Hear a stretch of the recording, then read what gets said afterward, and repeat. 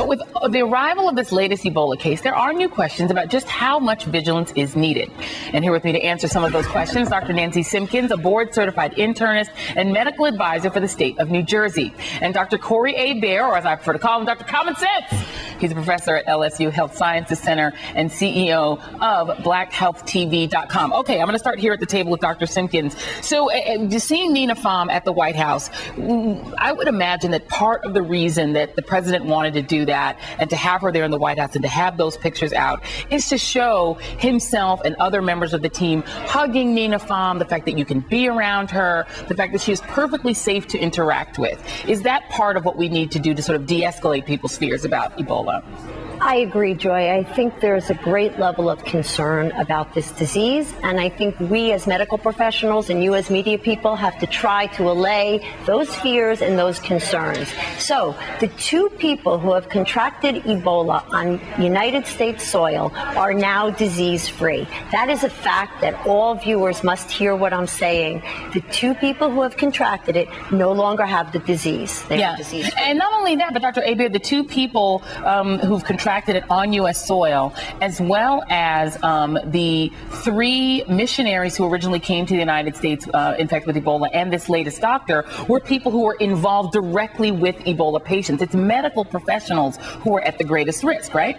Right, and that's why I'm feeling a little concerned, because I think the cracks in the foundation of our house as a country are getting wider due to the lack of forethought of our healthcare workers and our healthcare industry, because we know that our people out there, the people that we work with, are the ones at most risk. But we have to take into consideration that there is a media and that there is a fear mongering that does exist. So, you know, when we talk about people coming back into this country from West Africa, where they had direct contact with extreme amounts of bodily fluids, I really think that there should be a mandatory quarantine for those people for 21 days. There's really no problem with that. I think that's very reasonable. And the reason why is because Doctors Without Borders is a great organization. Dr. Spencer's a great doctor. But the point is that, is it worth all this?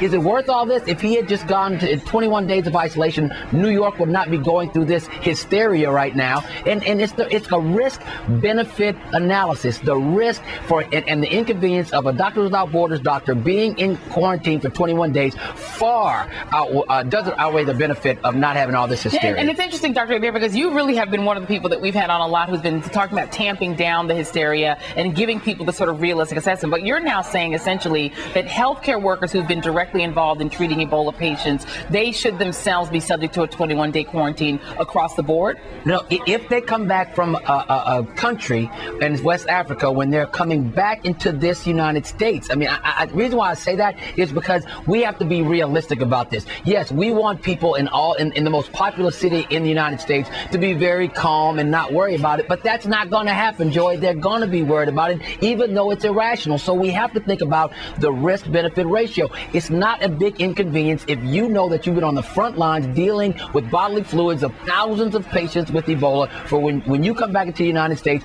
just be quarantined for 21 days. Doctors Without Borders will pay for you for 21 days. I'm sure they will. If not, the federal government should subsidize that, because it's not worth all this, because nobody's going to get Ebola from a bowling alley. But nobody believes that, and we have to be realistic about this. But Dr. Simmons, what do you think about that? I have to agree 100%, and I think Doctors Without Borders is an unbelievable organization. We both agree on that, but I do think they're going to relook at their protocols now based on this, because we do need to tone down the mass hysteria based on Ebola. We should be talking more about the idea that 50,000 Americans are going to die from flu, exactly. And nobody's talking about that, right? Because we're all worried about this one case that's upsetting everything, and nobody wants to take the subway or go on the bus or go to a bowling alley.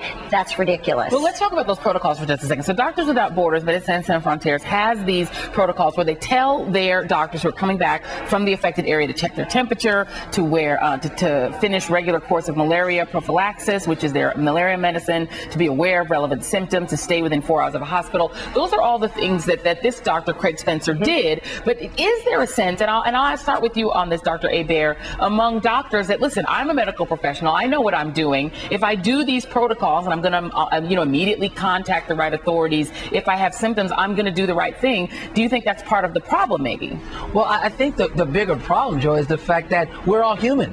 And so we make mistakes. So if there's a 12-step protocol with Doctors Without Borders to disrobe after they are taking care of the patients, somebody's going to do 11 one time. And that's human nature. And so that's why it's just, it's not that the doctors or the nurses are just, full of their own ego to say, I can handle this. It's just the fact that everybody makes a mistake. Right. And you can't put a country that's already teetering on the edge with ISIS and everything else a little more hysterical because somebody forgot one of the steps. And that's going to happen. Well, I want to read really quick a few of the tweets from Ashoka Mukpo, who's one of the people who did come back into the country. He's a freelancer who came back and is now recovered actually from Ebola, and he contracted in Liberia. He said this. He said on Twitter, Ebola is a sudden onset. I was fine all afternoon and then ran a temp at night. I suspect it was the same with the New York case, Dr. Spencer. And then he said people get Ebola from being around very, very sick people, not people who felt a little funny and then became symptomatic later that night. That's true, right, Doc? That is so true. And I think the American public has to hear exactly what you're saying, that you have to have a high fever with high viral load. It is not just a mild cold. You can't get it sitting in an Uber car, like you're bowling, right? So you have to try and get it, and you have to be in contact with copious amounts of body fluids. And that is really medical professionals who are at risk. Very interesting, and Dr. Hebert, very interesting proposal. I'm sure you're going to hear a lot about that on your Twitter, #Dr. Common Sense. Dr. Corey Hebert and Dr. Nancy Simpkins, thank you both.